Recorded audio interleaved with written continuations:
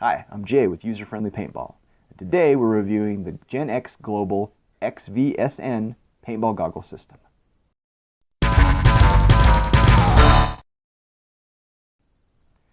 The score up front, hit or miss. I'd say this one is a miss.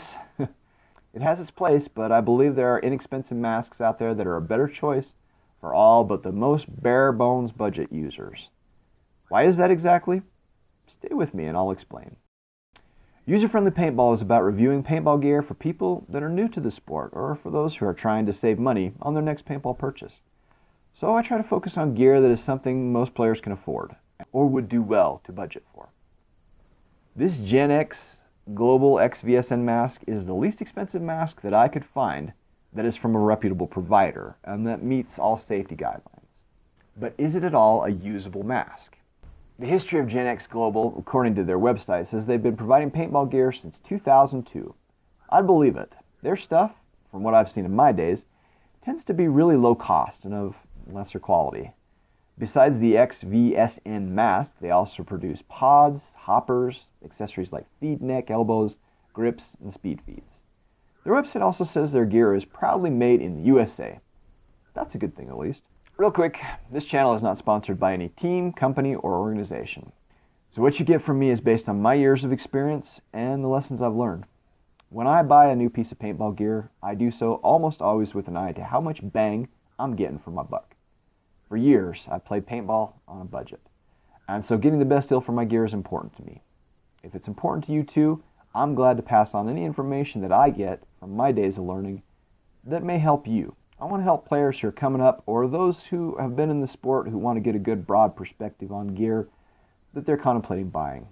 If you want to support this channel, then do the like, notify, and subscribe thing below, and I do thank you. There are other ways to help out as mentioned in the comments below the video, and hey, I appreciate you watching. So, my impressions on this mask when opening the box. What box? It came in a plastic bag. At least they save money on packaging. I think it had a fold-out instruction sheet. I don't remember, to be honest. I confess I didn't look at that more than once. On a mask of this price point, it seemed a little silly. Not that you shouldn't read the instructions of every piece of gear that you get, but I didn't on this one, to be honest. The lens itself. Well, out of the box, this lens was crystal clear and performed pretty well.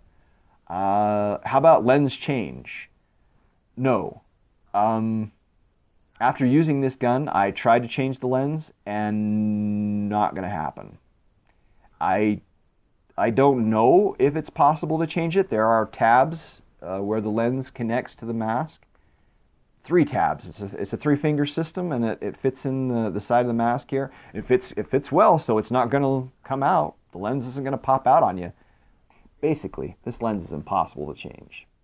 I tried really hard, but that lens, it ain't coming out. Maybe there's a trick to it. I tried prying it out. I used a screwdriver to push on the tabs in here, the 2 outer fingers of the 3-finger design. I tried to bend the inner one. You'd have to look in there to actually see what it looks like. I ended up washing the mask with the lens right in it and tried to call it good. Well, good is not exactly the word for it, but that'll explain in just a minute. The visibility on the lens out of the box, out of the bag, was not really terrible, for what it is at least. The foam in here is El Cheapo. It's kind of basic weather stripping grade. It reminded me of the first mask I ever owned. It was a JT. I don't even remember what type of JT it was, but it had really thin, hard foam.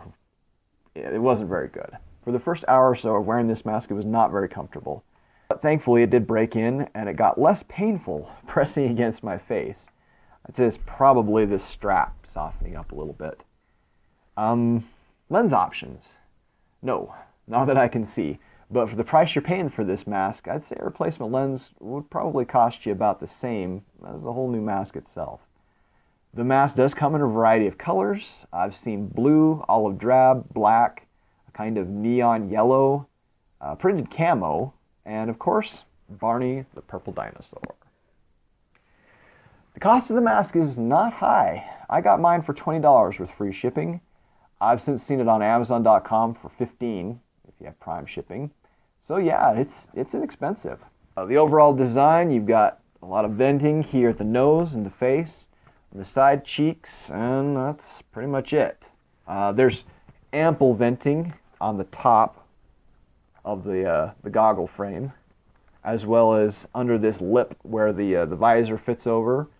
That's a funny point. I'll get to that in a minute. The breathability was good.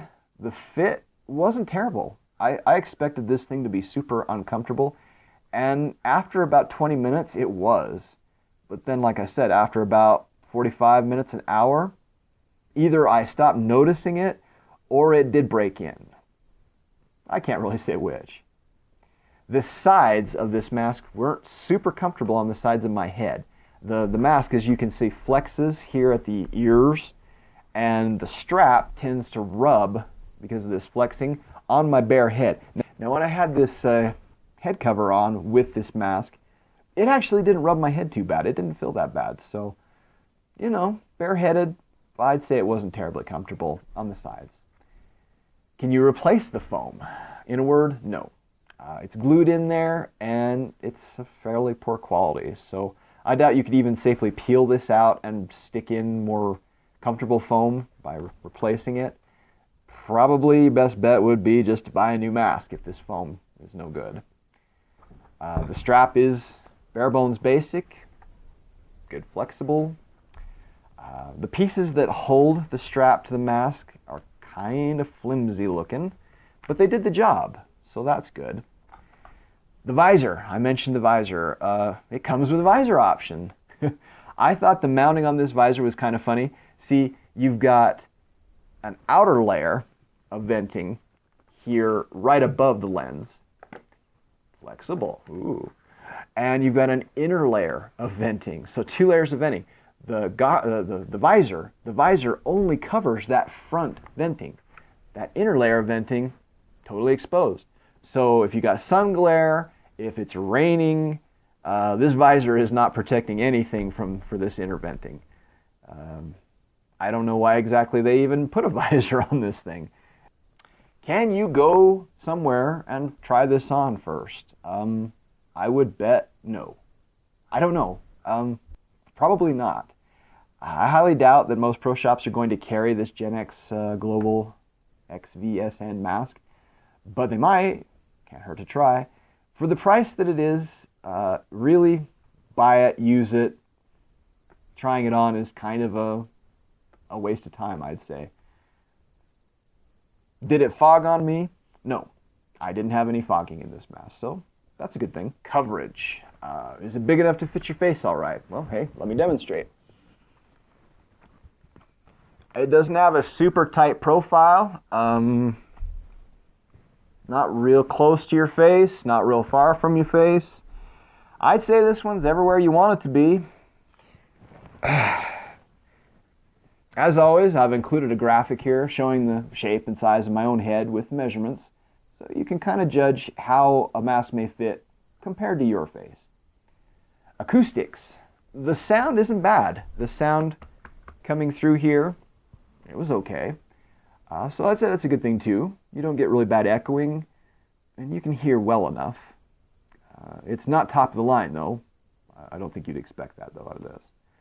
It's a hard shell mask, very hard shell mask. So no bounces on this one. The plastic construction is adequate, but it's nothing special. Let's face it, it looks cheap. And you've got these plastic seams from the molding. You've got injection pin marks. They just chomped this thing out of a press and said, hey, throw it in a bag. I did take a couple rounds to the side of the face wearing this yesterday and stopped them. So, thumbs up there. Here's the thing. I got this cheap, so I knew nobody was going to probably buy it if I resold it, even at a discount. So, my advice is if you go this way, go buy a new one. Don't buy a used one. There's a reason for this. I was going to put this in my loaner bag. And then if somebody wanted to try it out, I'd be like, yeah, you the man, wearing the Barney the Purple Dinosaur is a badge of pride. And yeah, wearing this on the field is a statement. It's not stylish, it's not fancy, it's basic, I play for the love as far as masks go. Plus, who doesn't want to be rocking Barney the Purple Dinosaur? Here's the problem. I tried to get this lens out, it wouldn't come out. I decided to wash the whole mask for this video so it'd be clean. I ran this under warm, not hot, warm water, and I started to wipe the paint off. Came off the mask body itself just fine. The lens, Houston, we have a problem.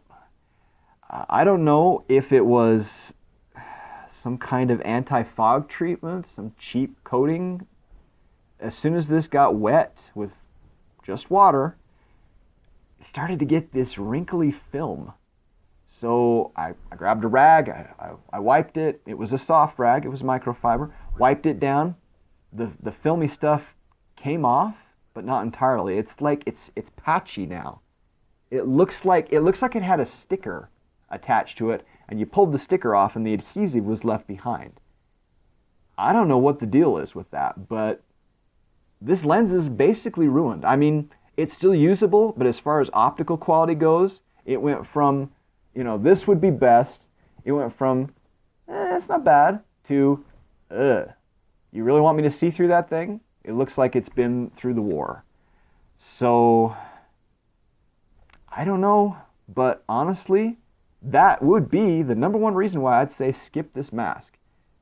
If the lens won't last one cleaning with water, and I tried soap after, I grabbed a little dish soap, rubbed it on there, same thing. It looks like a sticker was pulled off, and it was just from hot water, warm water, just from warm water.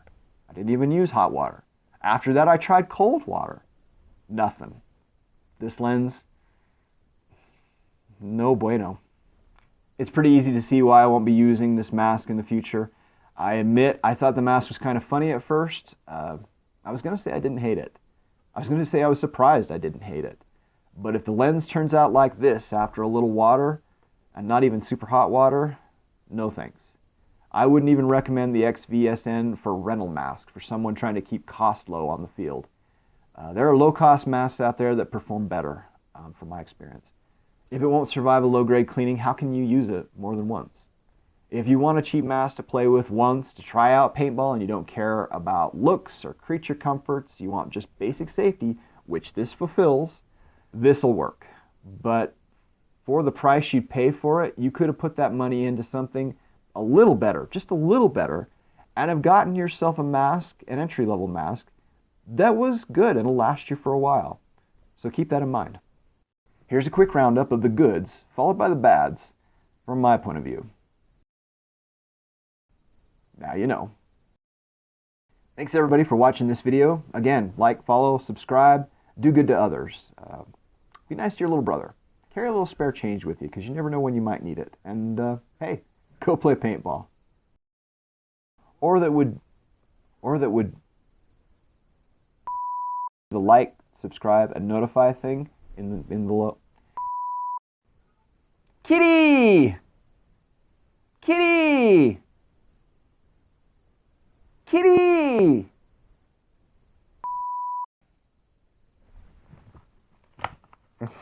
Ow.